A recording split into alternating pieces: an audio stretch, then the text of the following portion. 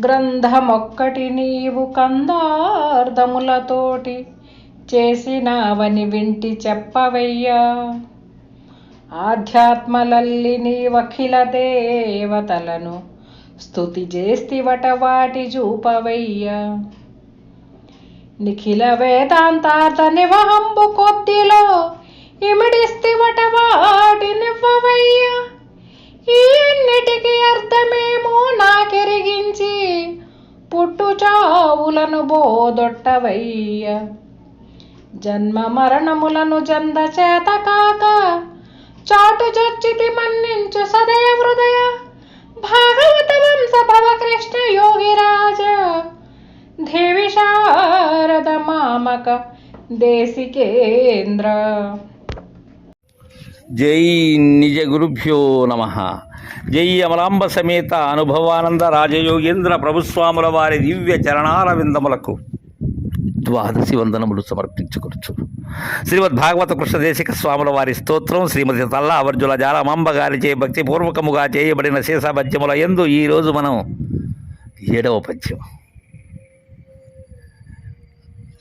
జోలెమ్మానకు అని గురుదేవునకు ప్రార్థనా స్తోత్రం చేసినటువంటి మాతశ్రీ జాలమాంబ గారు గురుదేవుని ఒక విషయాన్ని అడుగుతూ ఉన్నారు.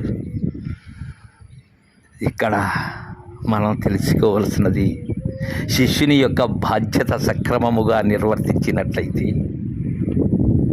గురుదేవుని అడిగేందుకు శిష్యునికి హక్కు ఉంటుంది.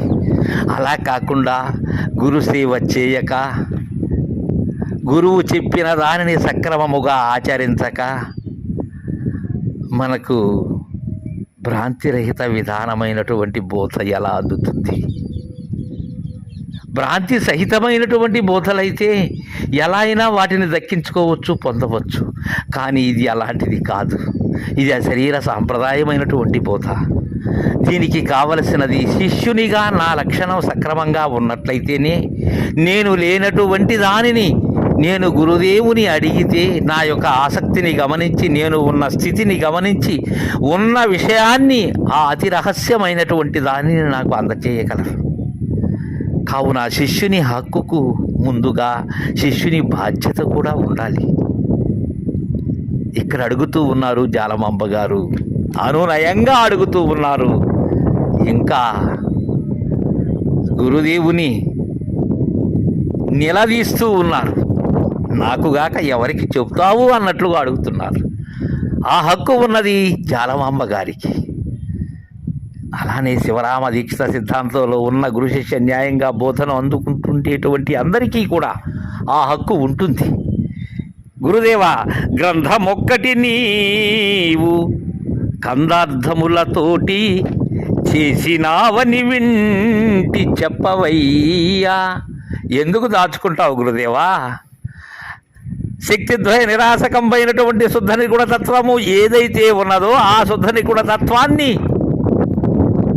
దాని యొక్క విధానాన్ని, ఆ గ్రంథ లక్షణాన్ని ఎరిగించేందుకై, జనన మరణ భ్రాంతి రహితం చేసేందుకై మీ గురుదేవుని ద్వారా నీవు అందుకున్నటువంటి ద్వైదోషరహితమైనటువంటి ఆవరణ విక్షేపములు లేనటువంటి గ్రంథాన్ని చేశావు. అది కూడా కందార్థాల రూపముగా రచించావని నేను విన్నానయ్యా. మదీయ సహాధ్యాయులైనటువంటి ఫీల్కణ లక్ష్మణ దేశికేంద్రులు, శంకర ప్రభువులు వారు అనుకును చుండగా విన్నానయ్యా. అంతెందుకు మా తాతగారైనటువంటి పరశురామ సీతారామ స్వాముల వారు మీ గురువు దగ్గర చేర్చుకోమని నాతో అన్నప్పుడు విన్నాను స్వామి. కావున చెప్పవయ్యా. గ్రంథమొక్కటి నీవు కందార్థములతోటి చేసినావని వింటి చెప్పవయ్యా. 292 కందార్థములను భిన్నమైనటువంటి రీతులతో శిష్యులకు అర్థమయ్యేటువంటి విధముగా శివరామ దీక్షిత గ్రంథమునంతా ఇమిడ్చి మరీ చేశావని విన్నాను. వాటిని చెప్పవయ్యా దాచుకోకుండా. గురుదేవ, ఆధ్యాత్మలల్లి నీ వకిల దేవతలను స్తుతి చేసి వాటి చూపవయ్యా. అంతేకాదు గురుదేవ, ఐక్యల దేవతారాధన విషయమై సీతారామస్వాముల వారి దరికి చేరక మునిపే మీరు ఎన్నో నేర్చుకున్నారని విని ఉన్నానయ్యా. నేను అఖిల దేవతారాధన, అలాంటి స్తుతి, అఖిల దేవతలను ఆరాధించేందుకు చేసేటువంటి ఈ వశ్య మారణ స్తంభన సమ్మోహన ఉచ్చాటన ఆకర్షణ భీషణ భేదములు అనబడేటువంటి వాటి చేత దేవతలందరినీ ఆరాధించావని తెలుసుకున్నానయ్యా. ఇంకా మీకు స్వామి గురుదరి చేరక పూర్వమే అత్యంతమైనటువంటి ఈ అష్టవిధ భక్తి విధానములలో ఏవైతే ఉన్నావో వాటన్నిటినీ తెలిసి కొని గురుదరి చేరారు మీరు. మీకు ఉండబడేటువంటి ఈ భాగవత వాత్సల్యము కానీ, భగవత్ పూజానుమోదము కానీ, భగవద్ అర్చనము కానీ, భగవద్ విషయములో నిడంబమైనటువంటి విధానము కానీ, భగవత్ కథా శ్రవణేచ్ఛ కానీ, సర్వనేత్రాంగ వికారము కానీ, సంతత భగవద్ అనుస్మరణము కానీ, అమాంస భక్షణము కానీ, ఇలాంటి ఉన్నతమైనటువంటి మానవ విలువలు ఉన్నాయ్యా మీకు. అలా స్తుతి చేశారు మీరు దేవతలను. ఇంకా నిఖిల వేదాంతార్థ నివహంబు కొద్దిలో ఇమిడిస్తివట వాటి నివవయ్యా. ఈ చతుర్వేదములు, సహస్రాధికములైనటువంటి ఉపనిషత్తులు, అష్టాదశ పురాణములు, ఇవన్నీ కూడా ఈ షట్శాస్త్రములు, వీటన్నిటిలో ఉండబడేటువంటి ఆ వెలుగు అయినటువంటి జ్ఞానము ఏదైతే ఉన్నదో, ఆ ఇవహము ఏదైతే ఉన్నదో, వాటి యొక్క సారం, వాటన్నిటినీ కూడా మీరు కందార్థ కంద పద్యముల రూపములో ఇమిడించారంటయ్యా. వాటిని ఇవ్వు స్వామి నాకు. మీరు ఈ అష్టవిధ బుద్ధి కృత్యములైనటువంటి ఈ శుశ్రూష, శ్రవణ, గ్రహణ, ధారణ, చింతన, ఊహాపోహ, అర్థ విజ్ఞానం, తత్వ విజ్ఞానము అనబడేటువంటి విధానములచే మూలము లేని గుర్తెరిగే శరీరమైనటువంటి నేను చేసినటువంటి సమస్తమును కూడా వాటిలో ఉన్న సారాన్ని గ్రహించి అవి లేనివని కొద్దిలో ఇమిడ్చారంట కదా గురుదేవా. వాటిని నాకు ప్రసాదించవయ్యా, నాకు గాక మరెవరికి ప్రసాదిస్తావు గురుదేవా. వాటిలో ఉన్న సారాన్ని, ఆ యువహాన్ని నాకు అనుగ్రహించు గురుదేవా. ఇంకా ఈ అన్నిటికీ అర్థమేమో నాకెరిగించి ఆ పదముల ఎందరి అర్థము ఏదైతే ఉన్నదో ఆ పదములలోని భావాన్ని తెలియజేసి భావస్థితికి నన్ను చేర్చేటువంటి బాధ్యత మీదే. వీటన్నిటిలో ఉండబడేటువంటి సారము ఏదైతే ఉన్నదో అది కావాలి గురుదేవా. నాకు ఎందుకు కావాలి? నేను దేనిలో, ఏ జాలములో బందీ అయి ఉన్నాను? లేనటువంటి దర్వాజా ఉన్నదనుకొని దర్వాజా ఇవ్వల చేరి దర్వాజా అవ్వల ఏదో ఉన్నది అనేటువంటి విధానంతో స్వామి ఈ అన్నిటికీ అర్థమేమో నాకెరిగించి పుట్టు చావులను బోదొట్టవయ్యా.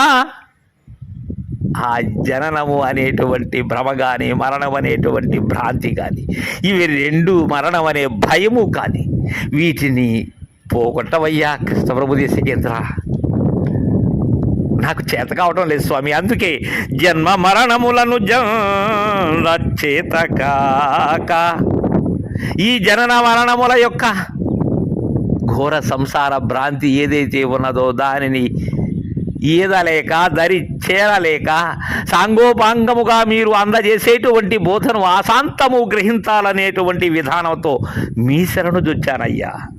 అందుకే జన్మ మరణములను చేతగాక చాటు జొచ్చితి మన్నించు సదయ హృదయ. మీ మరుగు జొచ్చానయ్యా. ఎందుకు జొచ్చాను? గురు మరుగైనటువంటి అతి రహస్యమైన బట్ట బయలును మీరు ఆ గుట్టును విప్పగలరని, ఇప్పటి వరకు గుట్టు అనుకుంటబడేటువంటిది ఏదైతే ఉన్నదో దానిని బట్టబయలు చేయగలరని మీ చేరాను గురుదేవా. కావున మన్నించి మీ కరుణా కటాక్ష వీక్షణములచే నా మీద దయను అనుగ్రహించండి గురుదేవా. అష్టవిధ ప్రమాణములతో మీరు బోధను అందించగలరని చెప్పగా విన్నానయ్యా. అలాంటి అర్థాన్ని నాకు ఎరిగించండి. ఈ ప్రత్యక్ష అనుమాన ఉపమాన ఆగమార్థాపత్తి అనుపలబ్ధి సంభవ ఐతిహ్యము అనబడేటువంటి ప్రమాణములతో ఎరిగించి ప్రమాణములకు మీరినటువంటి దానిని, ఏ ప్రమాణమునకు అందనటువంటి గురు గోప్యాన్ని, ఆ త్రిమంత్ర గోప్యాన్ని నాకు అందచేయండి. నాకు ఈ పుట్టు చావులు అనబడేటువంటి భయాన్ని పోగొట్టి అభయానంద స్థితికి నన్ను తీసుకుని వెళ్ళవలసిన బాధ్యత మీదే గురుదేవ అంటూ ఉన్నారు జాలమాంబ గారు. అందుకే భాగవత వంశభవకృష్ణ యోగిరాజ దివి శారద మామక దేశికేంద్ర, నీవు మీ గురుదేవుని ద్వారా అందుకున్న గుట్టు ఏదైతే ఉన్నదో ఆ గుట్టును బట్ట బయలు చెయ్యి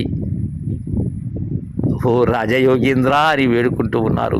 తరువాయి బచ్చాన్ని రేపు ముచ్చరించుకుందాం. జై గురుదేవా.